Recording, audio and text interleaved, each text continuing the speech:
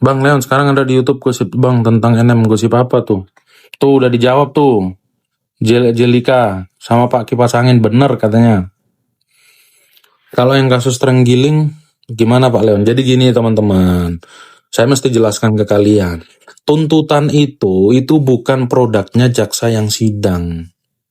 Ya, dakwaan, tuntutan itu bukan produknya jaksa yang sidang, tapi itu produk institusi kejaksaan. Oke, di kejaksaan itu ada istilah rencana dakwaan, ada istilah rencana tuntutan. Rencana dakwaan itu disetujui sesuai dengan perkaranya. Kalau perkaranya mengharuskan rencana dakwaannya sampai Kajari doang, yaitu produknya sampai Kajari doang. Terus kalau rencana dakwaannya itu harus sampai ke Kejaksaan Agung, ke Jampidum, itu nanti rendaknya sampai Jaksa Agung Pidana Umum, ada parafnya semacam ya udah setuju gitu loh. Sama dengan rentutnya, hukumannya itu sampai ke atas. Biasanya kalau perkara yang melibatkan public figure begini atau sorotan publik, itu sampai ke Jaksa Agung Muda Pidana Umum itu, sampai ke Jampidum itu rentutnya. Jadi kalau kalian pikir rentut itu produknya jaksa yang sidang, kalian salah besar. Jaksa itu nggak bisa dia bertindak sendiri.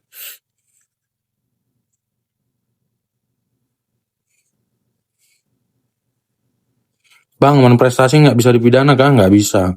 Wan prestasi sama penipuan itu ada bedanya ya, meskipun tipis.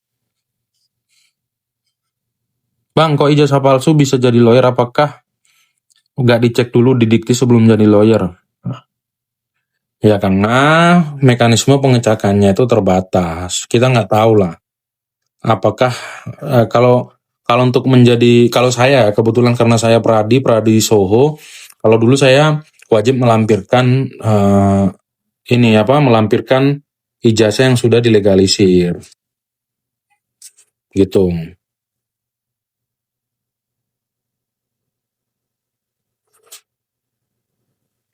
Kalau RG ini sepakat kenapa jadi pemerasannya. Kamu ini pasti nggak baca dengan jelas. Sepakatnya Reza Gledi sesuai keterangannya dia kan sepakat di bawah tekanan.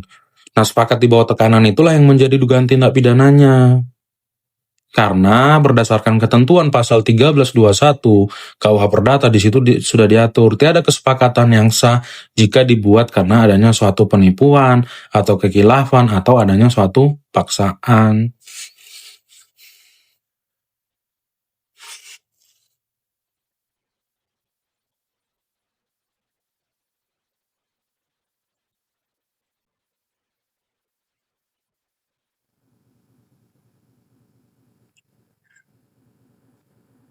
Bang, maaf kirain RG itu Rocky Gerung nggak?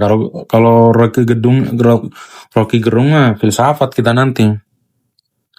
Harus dibuktikan di bawah tekanannya seperti apa? Kan udah dibuktikan di dalam persidangan. Ada bukti chat tuh. Ada bintang-bintang. Ada ancaman akan speak up.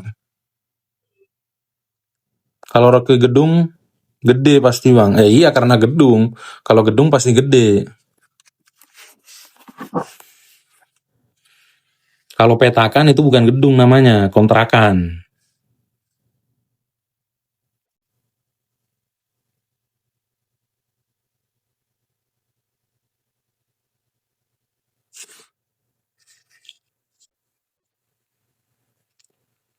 Ahli terdakwa berpendapat itu bukan konteks di bawah tekanan. Ya kalau semua keterangan ahli terdakwa itu didengarkan oleh hakim, ya semua terdakwa bebas. Terus kalau produk tidak BPOM gimana? Ya laporkan aja Undang-Undang Kesehatan dan Undang-Undang Perlindungan Konsumen. Dan meskipun ya teman-teman, meskipun Reza Gladys itu seandainya dianggap terbukti melakukan tindak pidana, itu tidak menghapuskan dugaan tindak pidana pemerasan. Enggak. Kenapa harus takut speak up bang? Speak up atau speak up? Nih ya, kalian itu harus paham, masyarakat Indonesia itu banyak yang malas, banyak yang gampang tergiring. Ketika ngomong A, ya langsung percaya A, nggak mau cari tahu dulu benar nggak itu omongannya. Penggiringan opini. Ya sekarang kalau dibalik, kalau memang produknya DRG itu bermasalah, kenapa nggak dilaporkan aja? Tapi sampai detik ini faktanya, NM itu tidak pernah melaporkan produknya Reza Gladys yang bermasalah itu. Giring bukannya mantan ketum PSI bang, vokalis dia, mantan vokalis Niji. Paham bang, tapi banyak bang, nggak apa-apa lah. Udah dilaporin kali bos, mana laporannya?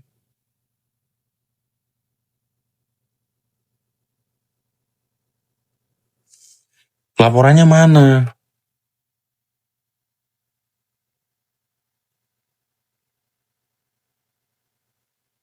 Anda ini PH-nya RG bukan? Bos lu nggak lah ya mana laporannya? Tinggal tunjukin laporannya, dilaporin pakai pasal berapa?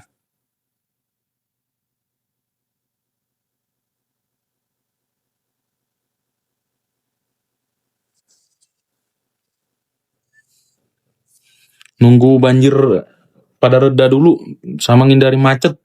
Ketimbang tua di jalan kena macet, ya mending kita nyantai-nyantai dulu di kantor.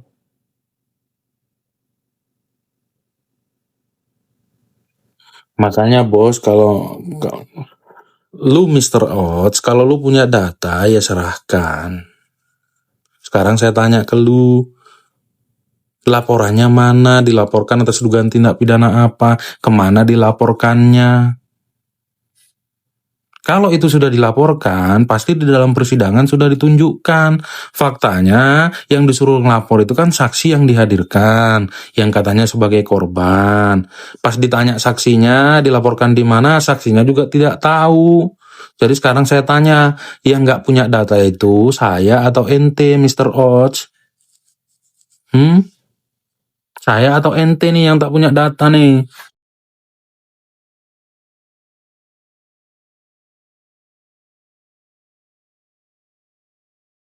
Anak magang nggak mau dijemput bang, tuh. Jenit, si Jelika mau jemput katanya. Nggak perlu katanya si Jenit.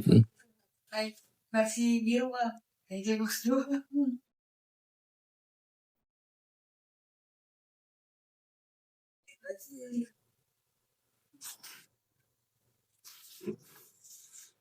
Numpang bertanya kak, gimana kabarnya kak Amr? Ya tanya keluarganya lah. Tanya sama PH-nya, kan saya bukan. Jadi lebih bagus Sri Mulyani atau Purbaya? Saya belum bisa menilai nih. Mana lebih bagus, Purbaya kan baru sebentar. Kita lihat aja ntar. Yang pasti kalau Sri Mulyani itu lebih hati-hati orangnya.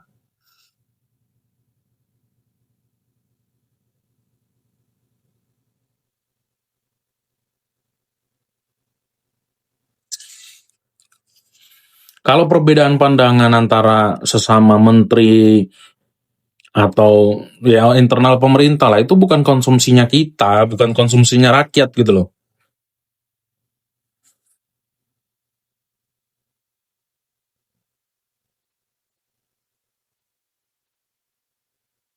Lebih bagus Leonardo Sagala, ya jauh lah lebih bagus beliau.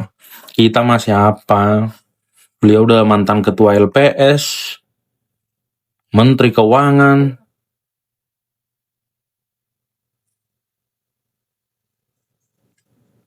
Tahun pertama kas negara kan fanful sih bang, kalau stangnya Purbaya. Makanya kita lihat aja kak.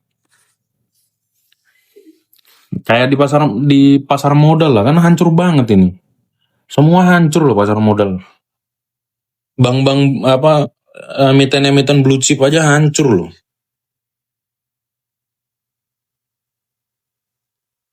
Padahal kan kalau saham blue chip itu bukan saham gorengan.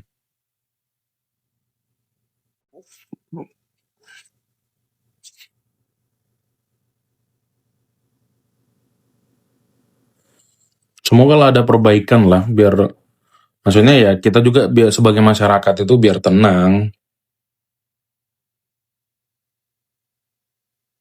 Bang, info signal saham nggak tahu bro, nggak tahu saya bukan insider trader, nggak ada juga saya informasi soal saham-saham.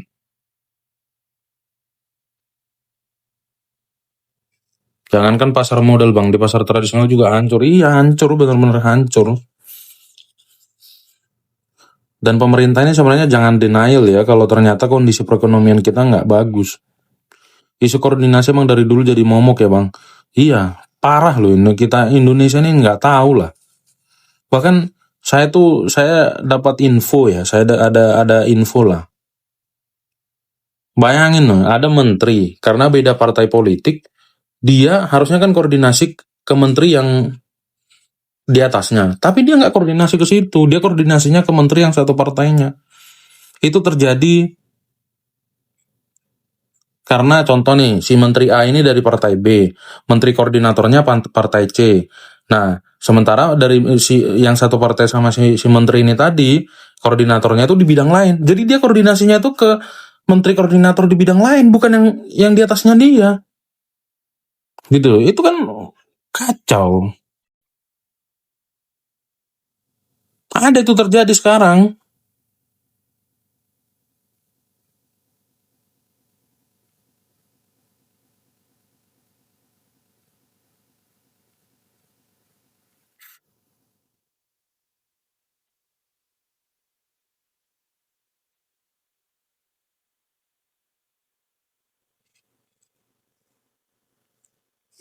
Malam bang, sukses sehat selalu. Amin.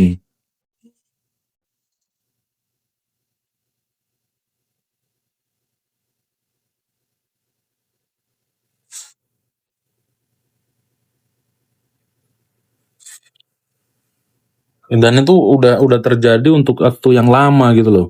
Seharusnya kan kalau menteri bekerja itu ya tinggalkan kepentingan partai, tinggalkan hubungan kepartaian gitu loh, fokus kepada bidang pekerjaannya.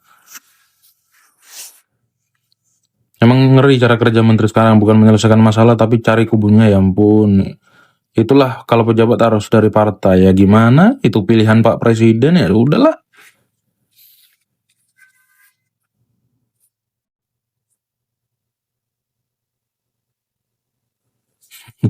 Kayaknya di atas sudut ada sesuatu bergerak-gerak, apa itu bang? Itu ini panggilan pulang gitu.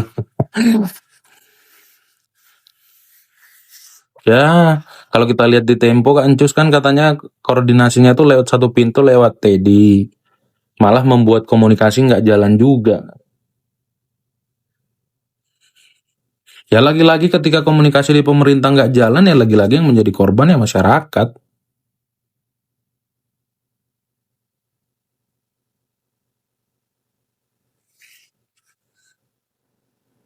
Teddy itu sebenarnya siapa bang? Seskap dia. Seskap dia.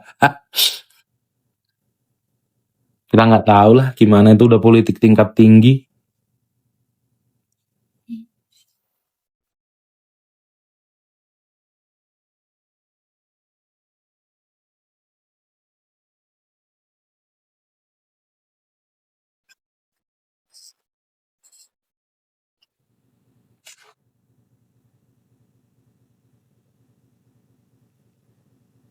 Terus pintunya pada punya agenda masing-masing, itu yang bahaya. Menteri yang sekarang komandonya dua bang, partai dan presiden ya, atau gimana?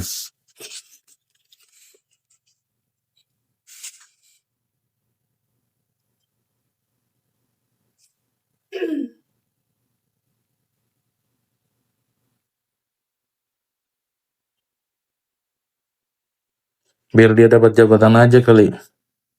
Siapa nih?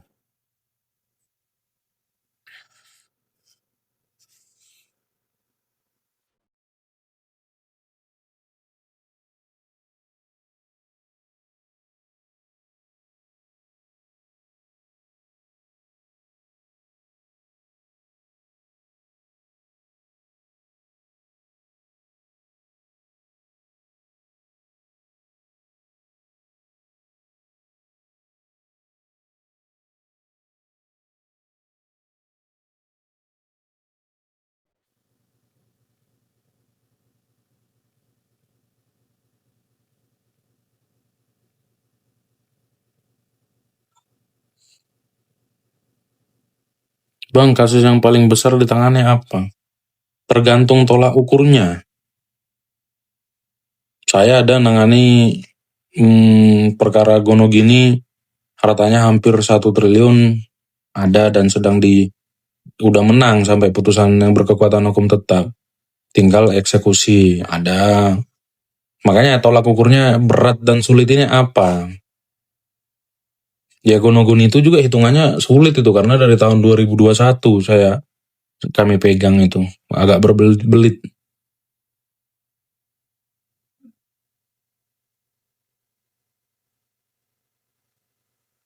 Kasus investasi bodong juga pernah.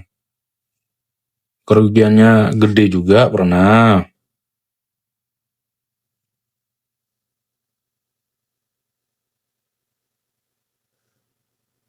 Berapa itu persen bang? Nggak banyak.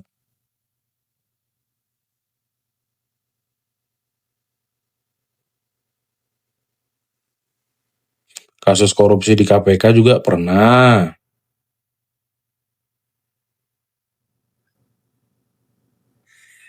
Kasus yang melibatkan artis juga pernah.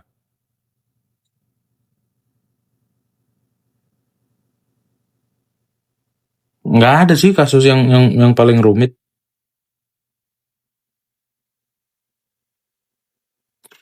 Tapi ini kebetulan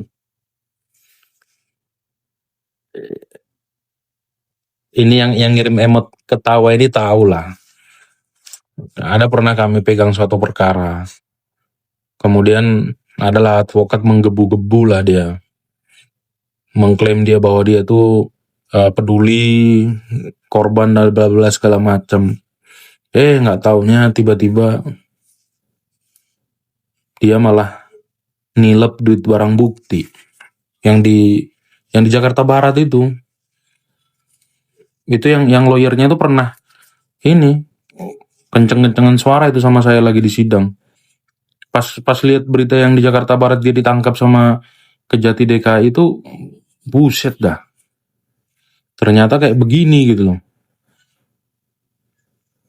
Apakah sudah ada laporan kasus Mebe Bahlil? Udah kan, udah dilaporkan AMPG sama AMPI kan. Nggak pernah main ke Surabaya lagi Pak Leo. Pernah saya terakhir September ke Surabaya.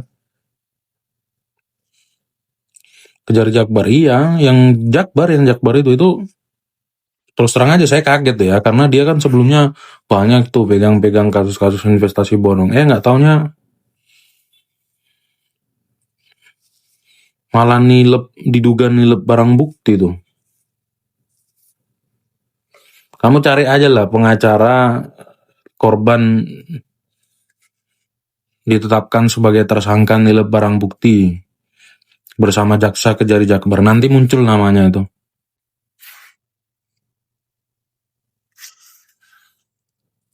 Bang, apakah ada dalam sejarah persidangan pledoi model Nikita Mirzani yang gulu-galun? Nggak pernah sih saya temukan, nggak pernah.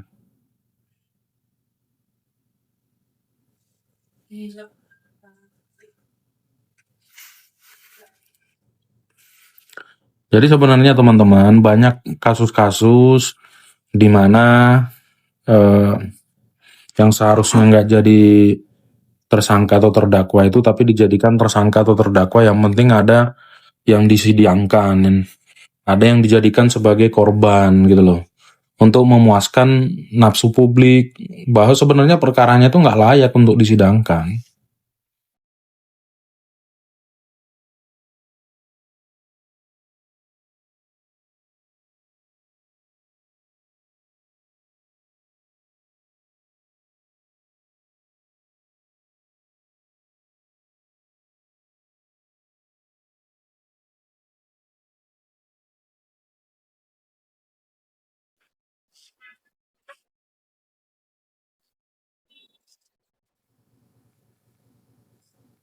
Bang, mohon izin, bagaimana tanggapan abang tentang kasus yang viral? Kasus yang apa nih?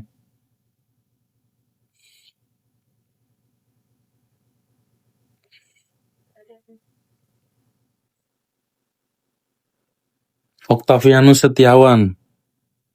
Coba tanya, Pak Kipas Angin, benar gak itu namanya tuh?